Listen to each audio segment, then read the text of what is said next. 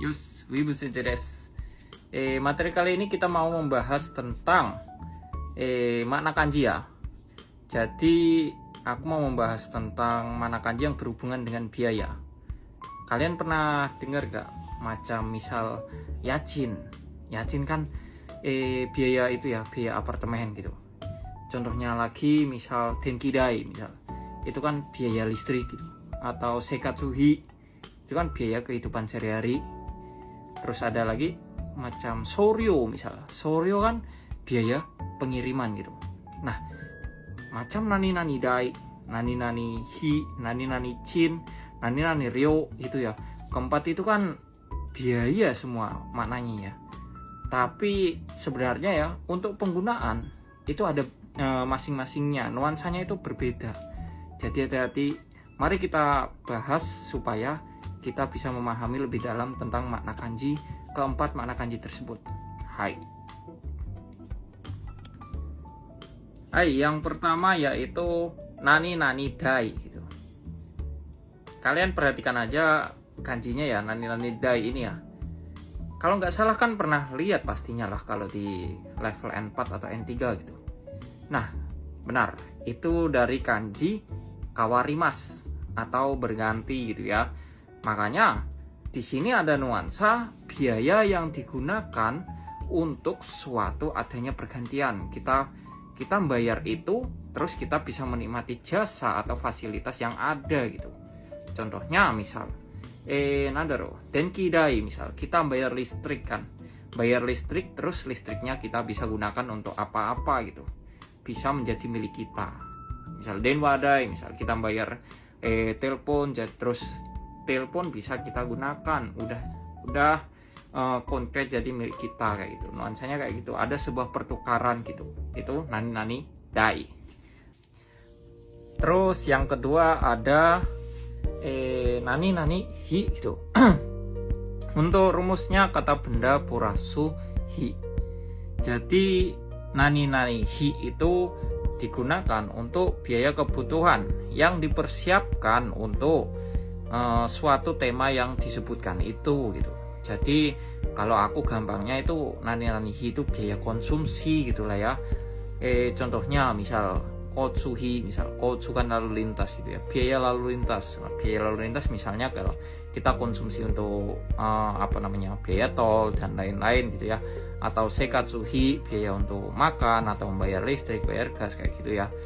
Selama biaya konsumsi itu contohnya lain kyoikuhi misal biaya pendidikan gitu ya.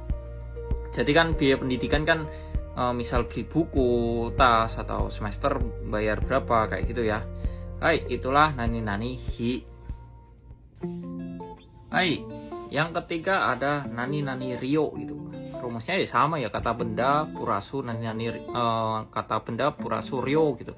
Tapi kata benda di sini yang ryo itu ya kebanyakan pakai kata kerja ketiga gitu. Cuman nggak semua. Jadi kebanyakan aja. Jadi yang kata benda yang simasnya bisa dihapus gitu ya, sama dengan kayak kata kerja ketiga. Terus di sini fungsinya itu untuk apa gitu?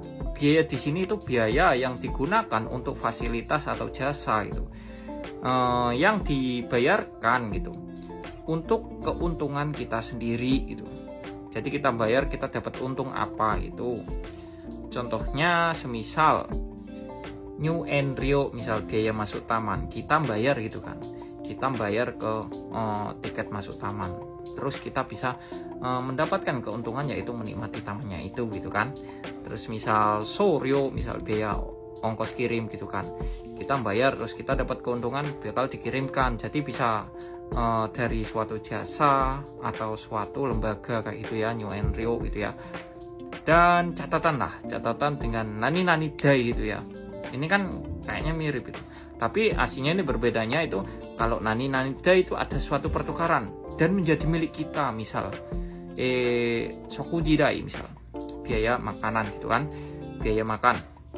Jadi kita bayar sokuji itu makan, terus makanannya udah milik kita, bisa kita habiskan. Tapi kalau New Enryo gitu misal Rio gitu kan, biaya masuk taman gitu kan, Nah di situ kita nggak bisa memilikinya, nggak bisa apa tamanya itu nggak bisa kita miliki, tapi kita bisa menikmati untuk keuntungan kita itu. Cuman sekedar menikmati itu. Nah itulah bedanya itu. Ingat-ingat. Hai. Hai, yang keempat ada nani nani chin gitu. Ini yang terakhir ya. Nani nani chin gitu. Di sini ada dua fungsi. Fungsi yang pertama yaitu biaya yang dikeluarkan untuk menyewa sesuatu. Yang kedua yaitu biaya yang dikeluarkan untuk orang yang bekerja untuk kita gitu. Rumusnya itu kata benda plus jin. Cuman kalau yang sebelumnya kan kata bendanya agak luas ya, tapi kalau yang ini kata bendanya itu terbatas itu. Ada beberapa kosakata yang emang udah paten ini gitu. Jadi ya mau gak mau kita pahami aja kalau jin itu untuk ini gitulah. Contohnya misal yajin. Yajin kan biaya apa tuh? Biaya apartemen, biaya sewa gitulah ya. Terus ada uncin gitu. Unnya kan unten, supir itu. Makanya uncin itu biaya yang dikeluarkan untuk pak supir yang udah kerja untuk kita nuansanya. Terus ada temacin gitu, biaya upah yang mau bekerja untuk kita gitu. Hai, itulah 4 kanji ya yang bermakna dengan biaya dan itu sering digunakan dalam kehidupan sehari-hari. Nah, gimana? Bisa dipahami ya? Oke. Ja, mata sugi no lesson de aimashou ne. Hai, ja ne.